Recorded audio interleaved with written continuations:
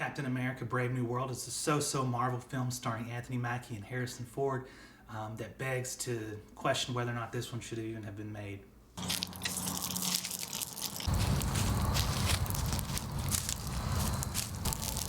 Captain America Brave New World is a so-so film.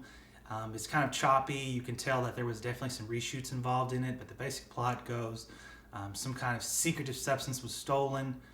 Captain America is sent in, or Anthony Mackie's character is sent in to go save it or go rescue the substance. He rescues the substance, comes back, looks like it's going to be called adamantium. It's going to be pivotal for this treaty that's going to be set up between Japan, France, India, and the United States, with President Ross, or Harrison Ford's character, leading the charge to get this treaty signed. There's an assassination attempt on President Ross's life, which leads Anthony Mackie to try to save the assassin, who is the ex-secret soldier, Isaiah Brooks, maybe, or Isaiah is his name, from Falcon and Winter Soldier character. If you didn't watch that, you'd kind of be out in the ether, not really knowing who that character was, just knowing that he's a super soldier, or the original super soldier from the Tuskegee experiments. From that point, he then goes back to Ross, says he's going to look into it. He says stay out of it. He looks into it with the Falcon character, this one guy who's a captain in the Air Force who took over as the Falcon character. So he goes and looks into it, finds out that there's a secret base somewhere. They end up going to that base. They find, they're about to go to that base, and Giancarlo Esposito's character in his second scene in the film shows up, tries to kill Captain America, fails at that, gets captured. Then they go to this secretive base because the last phone call on his cell phone was from this base area. They go to this base, they find a guy who has been altered, his head's kind of bulging out, who then captures them there, and then from that point they fight their way out, they leave, and then they go to a situation where the characters have to go find Ross, who's flown to Japan to try to re-engineer the treaty with Japan, but it failed, and then goes to the Indian Ocean because the Japanese military is moving on the Celestial Island, or from the Eternals, the Celestial being that popped out of the Indian Ocean. So they go there. So Anthony Mackie's character, Captain America, and the Falcon show up there to try to de-escalate the situation.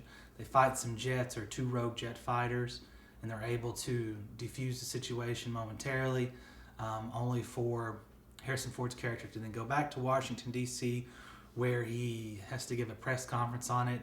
But the bad character, because the Falcon character gets hurt, there's the obligatory scene with Bucky Barnes, or the Winter Soldier, looking over on the injured Falcon. They talk for a moment, him and Captain America, and then it goes to the press conference, or before the press conference you see the ultimate bad guy, who is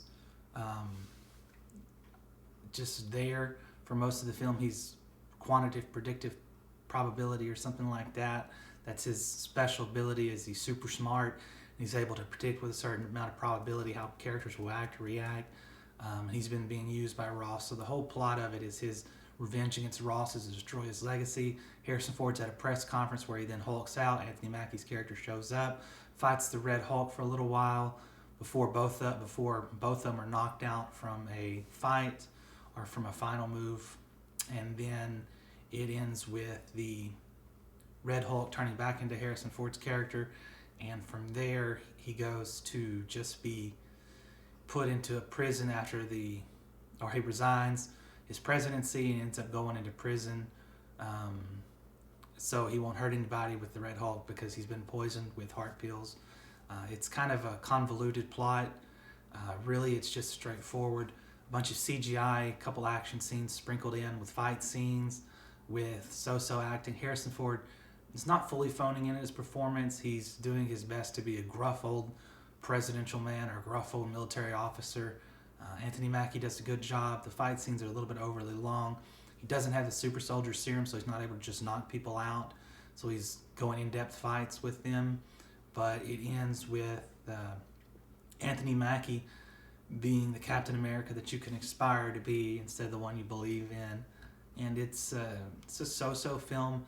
If you're a fan of Marvel, it's one I would recommend going to see because it's going to tie into the Marvel universe. If you're not a fan of Marvel, then you probably won't like it.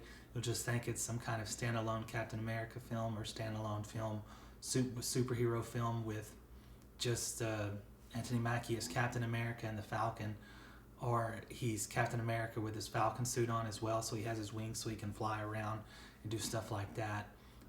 It's a so-so film. It's not really one I would recommend, but other than that, thank you for watching. Feel free to like, subscribe, share, and have a good day.